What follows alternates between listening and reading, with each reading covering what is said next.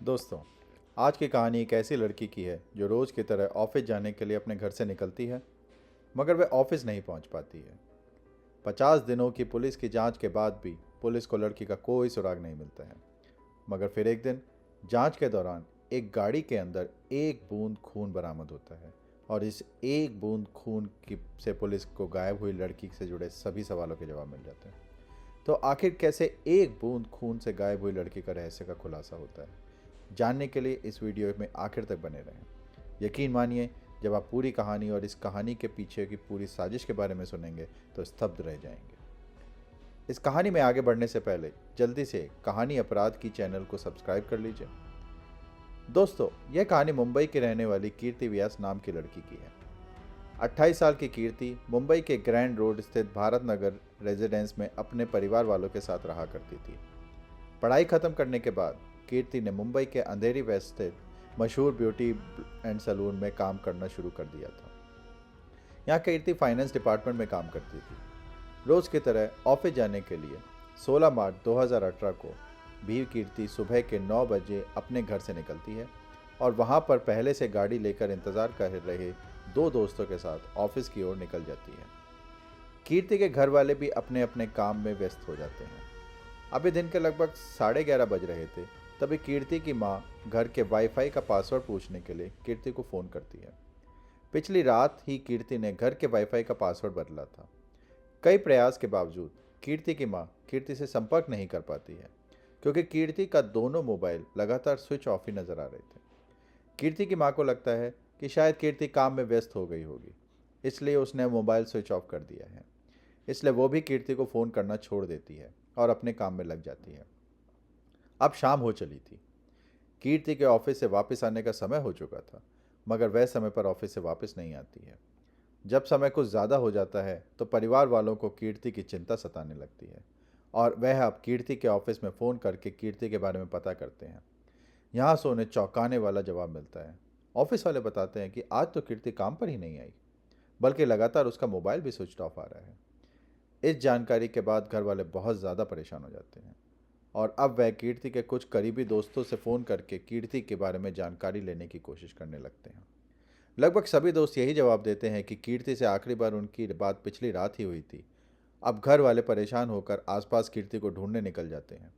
काफ़ी कोशिशों के बाद भी कीर्ति का कहीं पता नहीं चलता है।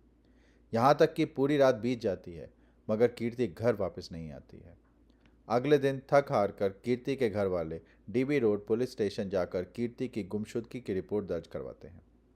मामला दर्ज करने के बाद पुलिस वाले कीर्ति के ऑफिस जाकर जांच पड़ताल करते हैं और कीर्ति के बारे में जानकारी इकट्ठा करते हैं।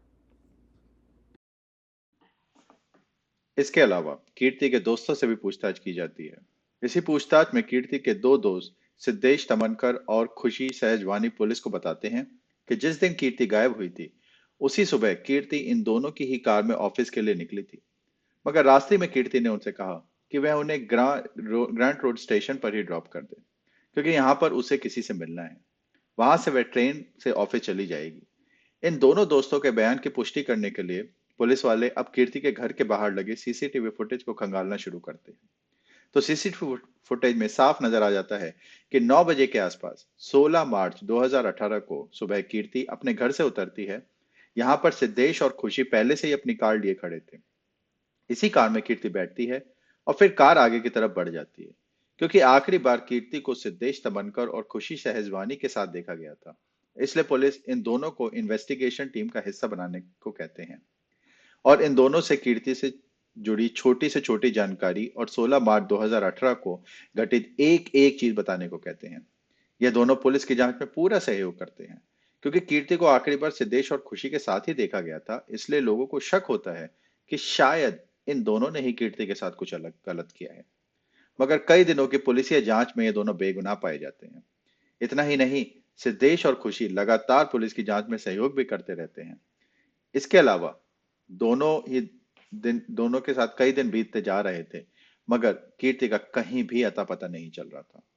यह मामला धीरे धीरे देश भर में तूल पकड़ने लगता है, क्योंकि कीर्ति जिस ब्यूटी ब्लड सलून में काम करा करती थी, वह मशहूर बॉलीवुड एक्टर फरहान अख्तर की एक्स वाइफ का ही था। जब कीर्ति का कुछ दिनों तक कुछ अता पता नहीं चलता है, तो कीर्ति के दोस्तों और ऑफिस वालों के अलावा फरहान अख्तर खुद भी कई दिनों तक पुलिस को नाकाम करती रहती है।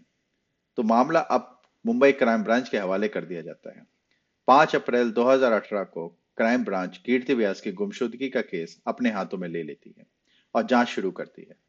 जांच शुरू करते ही एक बार फिर से सभी सस्पेक्ट और आखिरी समय में कीर्ति के आसपास दिखे लोगों की जांच के लिए बुलाया जाता है और इन सभी से लंबी पूछताछ शुरू होती है। सीसीटीवी फुटेज के मुताबिक कीर्ति आखिरी बार सिद्धेश तमनकर और खुशी सहजवानी के साथ दिखी थी। इसलिए क्राइम ब्रांच की टीम भी इन दोनों को ही सस्पेक्ट मानते हुए अपनी जांच आगे बढ़ाती है। क्राइम ब्रांच के सामने भी सिद्धेश तमनकर और खुशी शेजवानी कहते हैं कि सुबह 9 बजे के आसपास इन दोनों ने अपनी कार में कीर्ति को लिफ्ट दी थी और वह उन्हें लेकर ऑफिस की तरफ बढ़ रहे थे, मगर ग्रैंड रोड स्टेशन के करीब पहुंचकर कीर्ति कार से उतर गई। और इस दावे की पुष्टि के लिए कीर्ति के घर के बाहर लगे सीसीटीवी फुटेज की जांच पहले ही हो चुकी थी, मगर जैसा कि इन दोनों ने कहा था कि उन्होंने कीर्ति को ग्रांट रोड स्टेशन के करीब ड्रॉप किया था, वहां के सीसीटीवी फुटेज की जांच पहले नहीं हुई थी। इसलिए क्राइम ब्रांच की एक टीम तत्काल ही स्टेशन के आसपास लगे सीसीटीवी फुटेज को खंगालना शुरू करते हैं। इसके अलावा सिद्धेश तमनकर और खुशी शेजवानी की कार में भी सीसीटीवी फुटेज लगा हुआ था, उसकी भी फुटेज की जांच शुरू होती है। यहाँ कुछ चौंका देने वाला खुलासा होता है। ना तो खुशी, सिद्धेश और ना ही कीर्ति स्टेशन के आसपास या स्टेशन पर लगे किसी सीसीटीवी में फुटेज में कैद होते हैं और ना ही सिद्धेश तमनकर की कार में लगे सीसीटीवी फुटेज में इन दोनों के 16 मार्च 2018 को इस स्टेशन की तरफ जाने की पुष्टि होती है। जब इस सारे मामले में सिद्धेश और खुशी से पूछा जाता है कि तुमने तो बताया था कि तुम दोनों ने कीर्ति को ग्रांट रोड स्टेशन पर ड्रॉप किया था, जबकि सीसीटीवी के मुताबिक तुम लोग वहां गए ही नहीं, तो इस पर सिद्धेश और खुशी पुलिस वालों से कहते हैं, दरअसल पहले कीर्ति ने उनसे कहा था कि मुझे स्टेशन तक छोड़ दो, मगर रास्ते में कीर्ति ने नवजीवन सोसाइटी के पास ही उतरने के लिए कह दिया। इस कारण वे ग्रांट रोड स्टेशन तक नहीं पहुंच पाए। क्योंकि दोनों प्राइम सस्पेक्ट ने कई बार अपना बयान बदल दिया था, इसलिए पुलिस वालों को शक होने लगता है और इन दोनों पर कड़ी नजर रखी जाने लगती है। इसके अलावा उनके फोन रिकॉर्ड भी जांच की जाती है, मगर कहीं भी कुछ संदिग्ध नहीं मिलता है। ये दोनों आजाद घूमते रहते हैं। अब कीर्ति को गायब हुए लगभग 50 दिन से ज्यादा हो चुके थे, मगर कहीं भी कीर्ति का अता पता नहीं था। ऐसा लगने लगा था कि शायद कीर्ति के बारे में अब कभी कुछ नहीं पता चलेगा। मगर तभी पुलिस को एक ऐसी फोरेंसिक रिपोर्ट मिलती है जिससे केस का पूरा रुख ही बदल जाता है। दरअसल जिस कार में आखिरी बार यानी 16 मार्च 2018 को कीर्ति, सिद्धेश और खुशी सहजवानी ऑफिस की तरफ निकले थे, उस कार को शुरू में ही पुलिस वाले फोरेंसिक जांच के लिए फोरेंसिक लैब में भेज देते हैं। जब फोरेंसिक लैब की रिपोर्ट आती है तो उसमें कहा जाता है कि कार की डिक्की में से खून की एक बूंद बरामद की गई है। जब इस एक बूंद खून का डीएनए टेस्ट किया जाता है और इसका मिलान कीर्ति के माता पिता के सैंपल से किया गया, तो दोनों मैच कर गए। मतलब कि उस कार में मौजूद एक बूंद खून कीर्ति का था। कार में कीर्ति के एक बूंद खून की मौजूदगी अब कुछ इशारा कर रही थी। इस खुलासे के बाद पुलिस वाले तुरंत एक बार फिर से सिद्धेश दमनकर और खुशी सहजवानी को अपनी हिरासत में ले लेते हैं और अब इन दोनों को सख्ती से पूछताछ का सिलसिला शुरू होता है। दोनों लंबे समय तक यही रट लगाए रहते हैं कि इन्होंने रास्ते में कीर्ति को उतार दिया था, उन्हें नहीं पता कि कीर्ति कहाँ गई है। मगर जब पुलिस वालों कार की डिक्की में मौजूद कीर्ति के खून के एक कतरे के बारे में पूछते हैं, तो सिद्धेश और खुशी कोई सटीक जवाब नहीं दे पाते हैं और फिर एक समय बाद पुलिस की कड़ाई के सामने टूटकर सच्चाई उगलना शुरू कर देते हैं। यह सच्चाई रूह कपा देने वाली थी। दरअसल कीर्ति फाइनेंस मैनेजर के तौर पर काम कर रही थी, जबकि यहीं पर खुशी कीर्ति के जूनियर के तौर पर काम कर रही थी और सिद्धेश समनकर अकाउंट एग्जीक्यूटिव के तौर पर काम कर रहा था। सिद्धेश यहाँ लंबे समय से काम कर रहा था और उसका परफॉर्मेंस भी ठीक ठाक था, मगर पिछले कुछ महीने से वह टारगेट अचीव करने में नाकाम हो रहा था। इसके अलावा उसके काम में भी लगातार गड़बड़ी आ रही थी। इसी कारण कीर्ति सिद्धेश तमनकर को एक नोटिस जारी कर देती है और उसे कहती है कि 16 मार्च 2018 तक या तो अपना परफॉर्मेंस सुधार ले, नहीं तो उसकी नौकरी चली जाएगी। इस नोटिस के बारे में 28 साल के सिद्धेश तमनकर को अपने काम करने वाली 42 साल की खुशी को भी बताता है। दरअसल खुशी पहले से ही शादीशुदा थी, मगर ऑफिस में वो सिद्धेश के साथ रिलेशनशिप में आ जाती है। जब कीर्ति सिद्धेश दमनकर को नोटिस जारी करती है तो खुशी को डर सताने लगता है कि अब सिद्धेश की सिद्धेश को कीर्ति नौकरी से निकाल देगी। मगर मार्च महीने में ही सिद्धेश दमनकर अपना परफॉर्मेंस सुधारने में कामयाब नहीं हो सका था। अब यहीं पर खुशी और सिद्धेश दमनकर मिलकर एक खौफनाक प्लान बनाते हैं ताकि सिद्धेश की नौकरी बचाई जा सके। प्लान के मुताबिक यह दोनों कीर्ति को फोन करते हैं और कहते हैं कि आज तुम हम दोनों के साथ ही कार में ऑफिस तक चलो। पहले रोजाना कीर्ति ट्रेन से अपने ऑफिस जाया करती थी। इन दोनों के कहने पर कीर्ति इन दोनों को इको स्पोर्ट्स कार में बैठ जाती है और कीर्ति के कार में बैठने के बाद यह दोनों कार को लेकर सुनसान इलाके में चले जाते हैं और रास्ते में कीर्ति से कहते हैं कि वह सिद्धेश को नौकरी से ना निकाले। इस पर कीर्ति जवाब देती है कि इस बारे में ऑफिस मीटिंग में फैसला लिया जाएगा।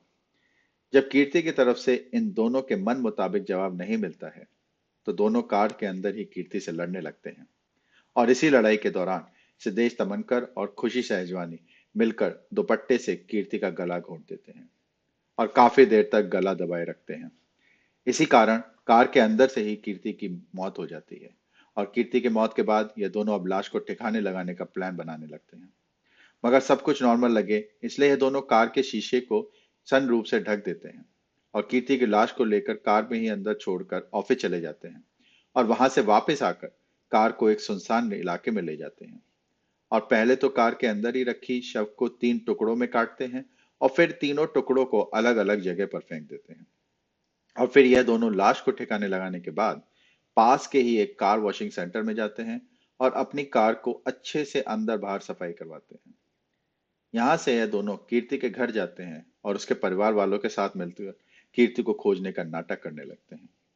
किसी को शक ना हो इसलिए सिद्धेश और खुशी ऑनलाइन कीर्ति को ढूंढने के लिए कैंपेन भी चलाते हैं और फिर खुद ही चलकर पुलिस तक भी जाते हैं ताकि पुलिस को भी इन पर कभी शक ना हो। कार की धुलाई करवाने के बाद इन दोनों को लगता है कि वह कभी नहीं पकड़े जाएंगे, मगर किस्मत से कार धोने वाले कार की डिक्की को अच्छे से सफाई करने में नाकाम रहता है और कीर्ति की खून की एक बूंद कार की डिक्की में रह जाती है और इसी एक बूंद से पूरे मामले का खुलासा हो जाता है। इस पूरे खुलासे के बाद सिद्धेश तमनकर और खुशी शेजवानी पर किडनैपिंग, पुलिस को गुमराह करने और सबूत मिटाने व हत्या करने जैसे गंभीर धाराओं के तहत मामला दर्ज किया जाता है और गिरफ्तार करके जेल भेज दिया जाता है। फिलहाल इस केस की स्थिति के बारे में बात करें तो बेल पर खुशी शेजवानी जेल से बाहर आ चुकी है और बताया जाता है कि सिद्धेश तमनकर अभी भी जेल में ही है। वहीं पुलिस आज तक कीर्ति की लाश के टुकड़े बरामद नहीं कर पाई है। दोस्तों, इस कहानी के बारे में आपके क्या विचार हैं? कमेंट बॉक्स में हमें जरूर बताएं। वीडियो को लाइक और चैनल को सब्सक्राइब जरूर कर लें ताकि हमारी आने वाली हर वीडियो आपको आसानी से मिल सके। धन्यवाद।